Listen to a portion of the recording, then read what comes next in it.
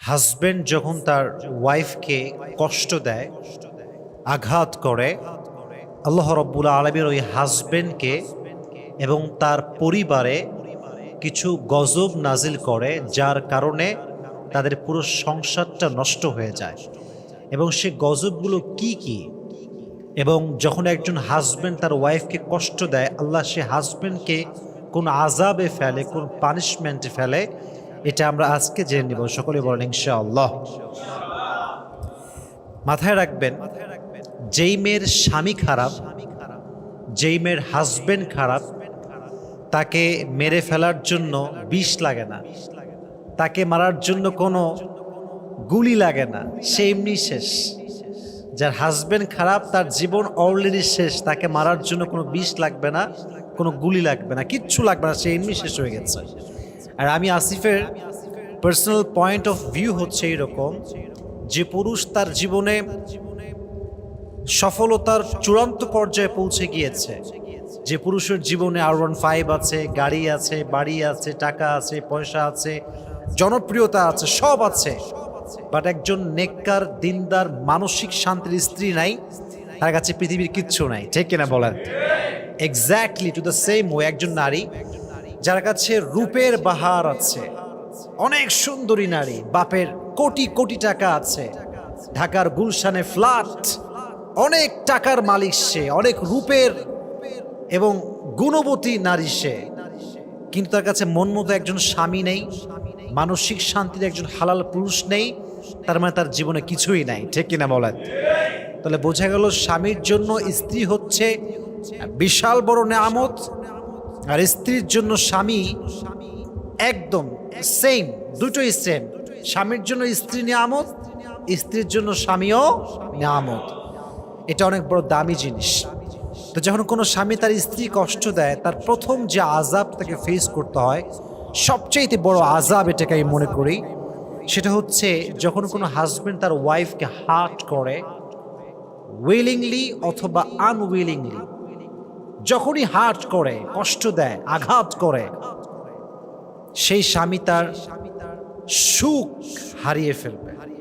তার সুখ সে কখনো খুঁজে পাবে না। এর কারণ হচ্ছে, শুধু স্বামী স্ত্রীর ক্ষেত্রে নয়, পৃথিবীর যে কোনো প্রান্তে কোনো মানুষ যখন মানুষকে কষ্ট দেয়, আঘাত করে, আল্লাহ ওই মানুষের সুখটা কেড়ে নেয়। কারণ মানুষকে অসুখী করে, কষ্ট দিয়ে পৃথিবীর কোনো মানুষ কখনো সুখী হতে পারে নাই। ঠিক এরা বলেন? মানুষকে কষ্ট দেওয়া, কারো মন ভাঙা যদি ক্রাইম হতো, অপরাধ হতো, তাহলে আমার মনে হয় বাংলাদেশের কোটি কোটি মানুষের ফাঁসি হয়ে যেত। ঠিক না বলেন?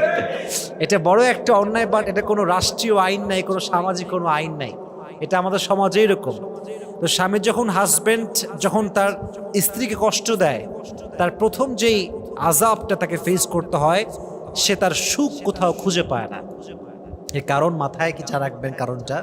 এর কারণ, সবচেয়ে বড় কারণটা হচ্ছে, মাজলুমের দোয়া আল্লাহ কখনো ফিরিয়ে দেয় না। মাজলুমের বদদোয়া করার জন্য, আমি বারবার বলি, বদদোয়ার জন্য আমাকে হাত তুলে দোয়া করতে হবে না যে আল্লাহ অমুককে ধ্বংস করে দাও, অমুকের সেই করে দাও, শেষ করে দাও। No, it's not like that.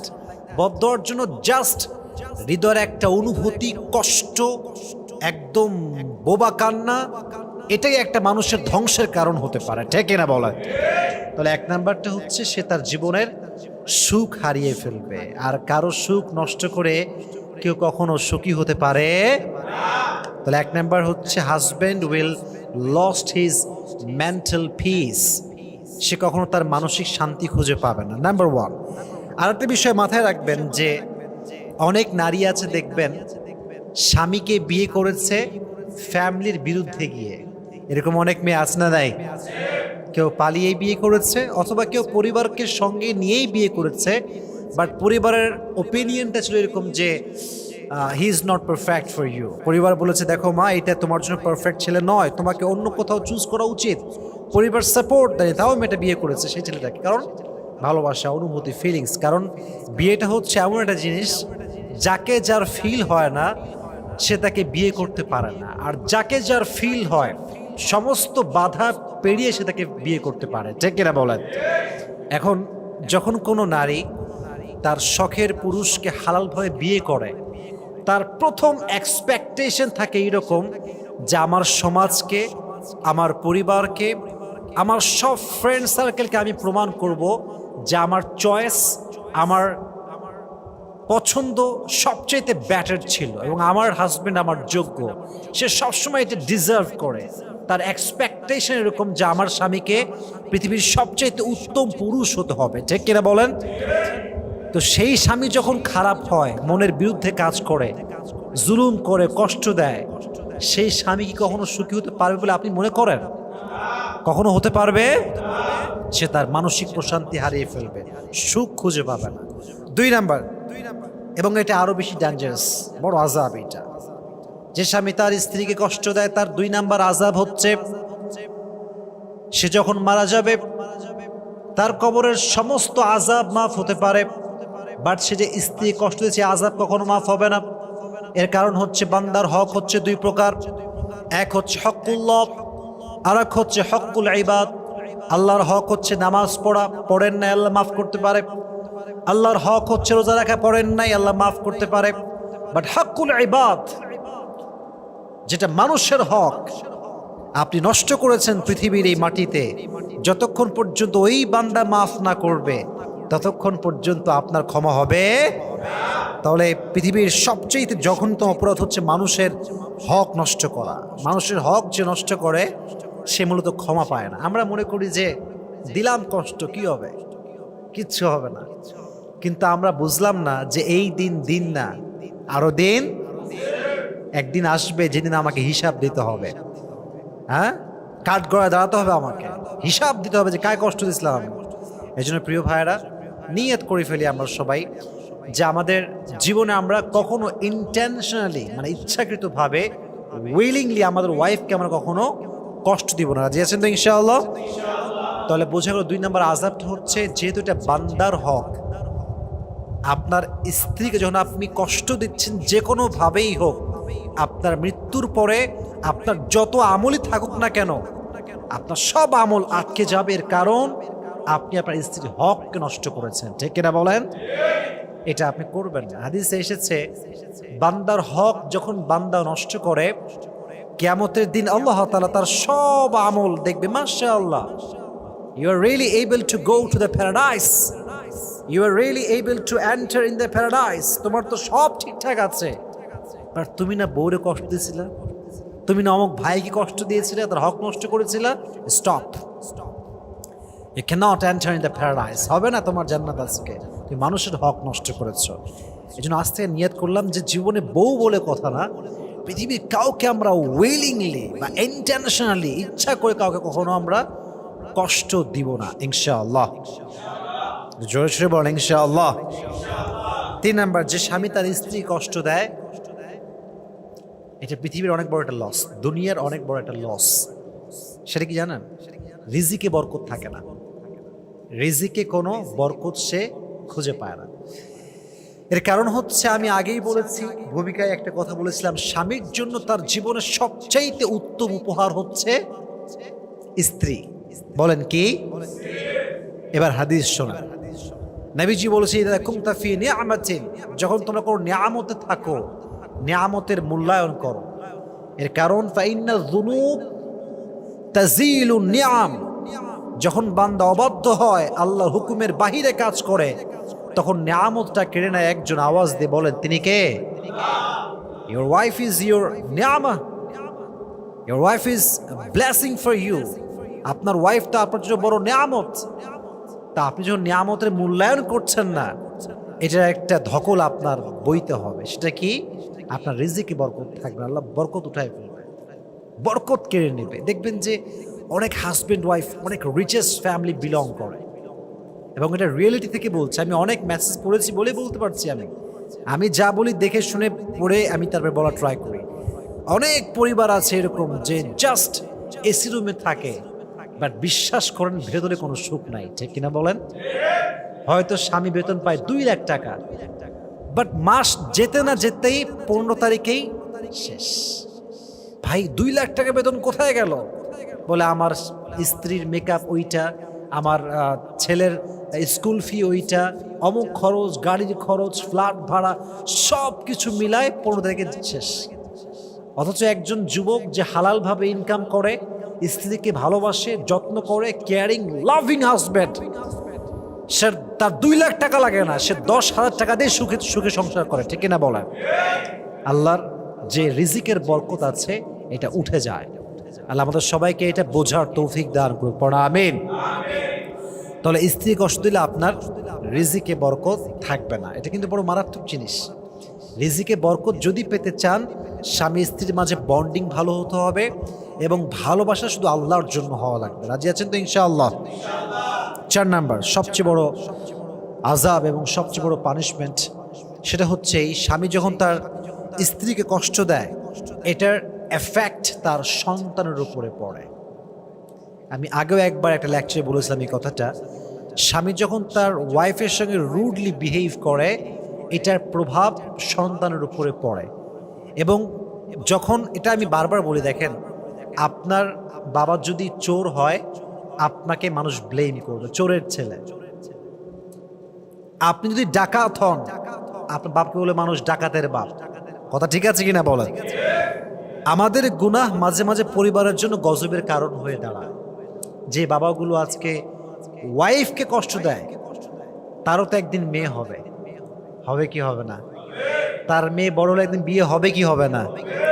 তো বাবা হয়ে সে তার স্ত্রীর উপর জুলুম করেছে, আগামীকাল তার মেয়ে একজনের স্ত্রী হবে, তারও জামাই হবে, তার জামাই যে তার বউ কষ্ট দিবে না, এটার কোনো গ্যারান্টি আমাদের কাছে আছে? তো আমরা বাবা হিসেবে যদি এক্সপেক্ট করি যে আমাদের মেয়ে সুখী হোক, তাহলে আমাদেরকে অবশ্যই ওয়াইফের সঙ্গে ভালো হওয়া লাগবে। জৈসা করোগে ওয়ৈসা হি মিলেগা, এটা পৃথিবীর নিয়ম। ঘুরে ফিরে সব ফিরে আসে, সব চলে আসে এক সময়, সব ব্যাক করে। যত জুলুম করেছি, অত্যাচার করেছি, আজ না পাই, 1 বছর পরে গিয়েও কিন্তু মানুষ ফিল করে যে আমি অন্যায় করেছিলাম, ঠিক কিনা বলেন যুবক ভাইরা? তাহলে বোঝা গেল সন্তানের উপর এটা এফেক্ট করতে পারে। তো আপনি যদি আপনার সন্তানকে জুলুম থেকে বাঁচাতে চান, স্ত্রীর সঙ্গে ভালো ব্যবহার করবেন। আমাদেরকে এটা তৌফিক দান করুন, সকলে পড়া আমিন। 5 নম্বর হচ্ছে এই সন্তান রিলেটেড, সেটা হচ্ছে যদি কোনো স্বামী তার স্ত্রীকে কষ্ট দেয়, আঘাত করে, আল্লাহ তাকে নেক সন্তান দান করবে না। নেক সন্তান দান করবে না। বলবেন যে হোয়াট ইজ দ্য লজিক? রেফারেন্সটা কি, লজিকটা কি? দেখেন, আমার কাছে লজিক আছে। লজিকটা হচ্ছে এইরকম, মাথায় রাখবেন, স্বামী স্ত্রীর সম্পর্ক হচ্ছে একটা হালাল সম্পর্ক। হালাল সম্পর্ক। একজন স্ত্রী যখন তার স্বামীর থেকে মেন্টালি টর্চার হয়ে পাগল হয়ে যায়, কষ্টে তার জীবনটা আধমরা হয়ে যায়, মাথায় রাখবেন, এটা আমি অ্যাকচুয়ালি বলতে শাই ফিল করছি, বাট বলতে হবে আমাকে। যেই রিলেশনের মাধ্যমে, ফিজিক্যাল রিলেশনের মাধ্যমে সন্তান আসে, এটা কিন্তু হালাল রিলেশন, এটাকে আল্লাহ বৈধ করেছেন। বাট যখন তার স্বামী কষ্ট দিতে দিতে দিতে তাকে মেন্টালি শেষ করে ফেলছে, তখন একজন স্ত্রীর ভেতরে যে ওই মনোমানসিকতা যে স্বামীর সঙ্গে সে একটা রিলেশন করবে, ফিজিক্যাল রিলেশন, ওইটা থাকে না। সে যা করে বাধ্য হয়ে করে। ফলে যখন সে জুলুমের শিকার, মাজলুম আসে, তার ভিতরে শান্তি নাই, স্বামী স্ত্রীর ভিতরে বন্ডিং নাই, সুন্নাহ নাই, আল্লাহর হুকুমের আদেশের পালন নাই। বলেন তো এই অবস্থায় সেই মেয়েটার যে সন্তান গর্ভে ধারণ করবে, সে কি কখনো নেক সন্তান হতে পারবে? উভয় পক্ষের সাপোর্ট লাগবে। স্বামী ভালো হতে হবে, দিনদার হতে হবে, মা দিনদার হতে হবে, স্বামী স্ত্রীর ভালোবাসা সুন্দর হতে হবে, বন্ডিং সুন্দর হতে হবে। স্বামী স্ত্রীর ফিজিক্যাল রিলেশন করছে, স্ত্রী ঠেকায় পড়ে করছে, যে কি করব, না করলে তো কিছু করার নাই, বাধ্য হয়ে করছে, এখানে আসলে নিয়ামতটা আসবে না, সুসন্তান আসবে না। সুসন্তান পেতে চাইলে দোয়া করতে হবে এবং স্বামী স্ত্রীকে ভালোবাসতে হবে, স্ত্রী তার স্বামীকে ভালোবাসতে হবে, ঠিক কিনা বলেন? এবং দোয়া পড়তে হবে। সকলে আমার সঙ্গে পড়েন, রব্বানা হাবলানা মিন আজওয়াজিনা ওয়া যুররিয়াতিনা কুররাতা আ'য়ুন। এই দোয়া যে বেশি বেশি পাঠ করবে, আল্লাহ তাকে নেক সন্তানও দান করবেন, নেক স্ত্রীও দান করবেন। সুবহানাল্লাহ পড়েন। আমরা জানলাম 5টা পানিশমেন্ট, 5টা আযাব নিয়ে। তবে মাথায় রাখতে হবে শুধুমাত্র স্বামী যে কষ্ট দেয় ব্যাপারটা কিন্তু এইরকম না। কিছু কিছু স্ত্রী আছে, I am really sorry to say that, এরা দাজ্জালের চাইতেও খারাপ। ঠিক কিনা বলেন যুবক ভাই? মারাত্মক লেভেলের এরা। তবে এদের বিরুদ্ধে কথা বললে আবার সমস্যা, হুজুর নারী বিরোধী কথা বলে না, এইটা ব্যাপারটা আসলে এরকম না। আসলে পুরুষের একটা নির্যাতন আছে, আমরা নারী নির্যাতন নাম শুনছি, বাট পুরুষ নির্যাতন হয়, বাট এটা প্রাইভেট থেকে যায়, এটা গোপন থেকে যায়। আপনার বাড়িতে থাপ্পড় আপনার মারছে, আপনি বলতে পারবেন আমাকে এসে? বললে তো আপনার ব্যক্তিত্ব নষ্ট হয়ে যায়, বলবেন না। তাহলে বোঝা গেল নারী নির্যাতনটা প্রকাশিত হয়, বাট পুরুষ এই যে নির্যাতিত হয় এটা কখনো প্রকাশ পায় না।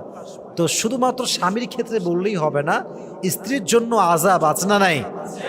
আল্লাহ প্রত্যেকটা স্বামীকে, প্রত্যেকটা স্ত্রীকে একে অপরকে মূল্যায়ন করার তৌফিক দান করুন, সকলেই পড়ে আমিন। তাহলে করে জানলাম 5টা। 1 নাম্বার বলেছিলাম, স্বামী তার মনের শান্তি খুঁজে পাবে না পৃথিবীর যেখানেই সেই যাক না কেন। আর অনেক স্বামী মনে করে ধর তোরে তালাক দিয়ে দেবো, যা আর একটা বিয়ে করে ফেলবো। আরে বাপ রে বাপ, ওরে বিয়ে করার জন্য মেয়েরা সব বসে আছে লাইন ধরে।